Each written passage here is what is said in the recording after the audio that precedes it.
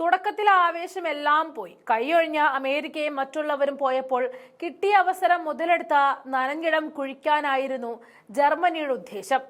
തങ്ങൾക്കിവിടെയൊക്കെ തന്നെ ഉണ്ടെന്ന് നാലാളെ അറിയിക്കാൻ കിട്ടിയ അവസരം ജർമ്മനി ഒട്ടും വിട്ടുകളയാൻ ഉദ്ദേശിച്ചിരുന്നില്ല. പക്ഷേ റഷ്യയോടാണ് ജർമ്മനി കളിക്കാൻ ഇറങ്ങിയിരിക്കുന്നത് എന്ന് മാത്രം അവിടെയാണ് ജർമ്മനിക്ക് കാര്യങ്ങൾ പിഴച്ചത്. യുക്രൈൻ ആയുധങ്ങൾ വാഗ്ദാനം ചെയ്തുകൊണ്ടായിരുന്നു കളത്തിലേക്കുള്ള ജർമ്മനിയുടെ അരങ്ങേറ്റം.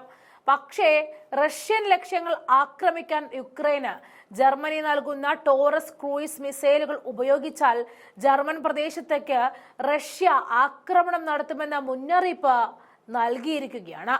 മുന്നറിയിപ്പുമായി എത്തിയിരിക്കുന്നത് റഷ്യൻ നിയമനിർമ്മാതാവും സ്റ്റേറ്റ് ഡ്യൂമ ഡിഫൻസ് കമ്മിറ്റി ചെയർമാനും മുൻ ഡെപ്യൂട്ടി പ്രതിരോധ മന്ത്രിയുമായ ആൻഡ്രി കാർട്ടാപോളോവാണ്. യുക്രൈനിലേക്ക് അയച്ച ദീർഘദൂര മിസൈലുകൾ പ്രവർത്തിപ്പിക്കാൻ ജർമ്മൻ സൈനികരുടെ നേരിട്ടുള്ള പങ്കാളിത്തം ആവശ്യമായിരിക്കും. ഇത് സംഘർഷത്തിൽ ജർമ്മനിയെ നേരിട്ട് പങ്കാളിയാക്കുമെന്നും അദ്ദേഹം പറഞ്ഞു വെച്ചുകൊണ്ടാണ് മുന്നറിയിപ്പ് നൽകുന്നത്.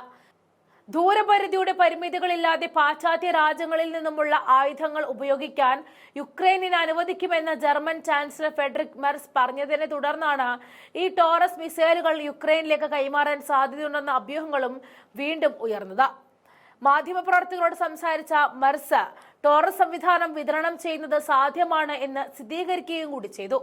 എന്നിരുന്നാലും യുക്രൈൻ സേനയ്ക്ക് അവ ഫലപ്രദമായി ഉപയോഗിക്കുന്നതിന് നിരവധി മാസത്തെ പരിശീലനം ആവശ്യമാണെന്നും അദ്ദേഹം കൂട്ടിച്ചേർത്തു. എന്നാൽ ഒരു മാധ്യമത്തിന് നൽകിയ അഭിമുഖത്തിൽ ജർമ്മനി അത്തരമൊരു കൈമാറ്റവുമായി മുന്നോട്ട് പോയാൽ റഷ്യ എന്തിനും തയ്യാറാണ് എന്ന് കാർട്ടാപോളോവ് പറഞ്ഞിരുന്നു. ടോറസ് മിസൈലുകളെ തടയുവാനും വിക്ഷേപണ കേന്ദ്രങ്ങളെയും ഓപ്പറേറ്റർമാരെയും ആവശ്യമെങ്കിൽ അവ എത്തിക്കുന്ന സ്ഥലങ്ങളെയും ആക്രമിക്കുവാനും ഞങ്ങൾ തയ്യാറാണെന്നും അദ്ദേഹം മുന്നറിയിപ്പും നൽകി.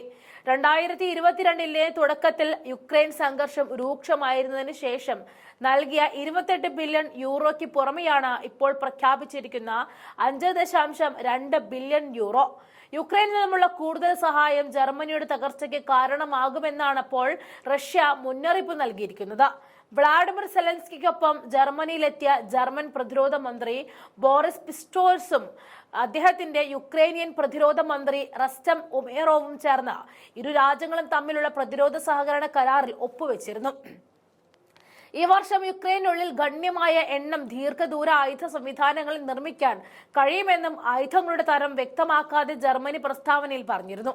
യുക്രൈൻ സൈന്യത്തിന് ഇതിനകം തന്നെ അവയുമായി പരിചയമുണ്ടെന്നും അധിക പരിശീലനം ആവശ്യമില്ല എന്നും അതുകൊണ്ട് തന്നെ ആ ആയുധങ്ങളിൽ ആദ്യത്തേത് ഏതാനും ആഴ്ചകൾക്കുള്ളിൽ യുക്രൈനിന് നൽകുമെന്നുമാണ് ജർമ്മനി പറഞ്ഞത്. വ്യോമ പ്രതിരോധ സംവിധാനങ്ങൾ, ചെറിയ ആയുധങ്ങൾ, മെഡിക്കൽ ഉപകരണങ്ങൾ എന്നിവ ഉൾപ്പെടെയുള്ള ജർമ്മൻ വെടിക്കോപ്പുകളുടെ വിതരണത്തിന് 5 ബില്യൺ യൂറോ ചെലവാകുമെന്നും മന്ത്രാലയം അറിയിച്ചിരുന്നു. സെലൻസ്കിയുമായുള്ള സംയുക്ത പ്രതിരോധ പത്രസമ്മേളനത്തിൽ ജർമ്മൻ ചാൻസലർ ഫ്രെഡറിക് മെർസ് ദീർഘദൂര ആയുധങ്ങളുടെ സംയുക്ത ഉൽപാദനം ഉറപ്പാക്കാൻ ഇരു രാജ്യങ്ങളും ആഗ്രഹിക്കുന്നു എന്നും പറഞ്ഞു. മെർസിന്റെ പ്രസ്താവനയോട് പ്രതികരിച്ചുകൊണ്ട് റഷ്യൻ വിദേശകാര്യമന്ത്രി സെർജി ലാവ്റോവ് യുദ്ധത്തിൽ ജർമ്മനിയുടെ പങ്കാളിത്തം ഇപ്പോൾ വ്യക്തമാണ് എന്നാണ് പറഞ്ഞത്. ഇത് ജർമ്മനിക്ക് റഷ്യ കൊടുത്ത ആദ്യ മുന്നറിയിപ്പായിരുന്നു.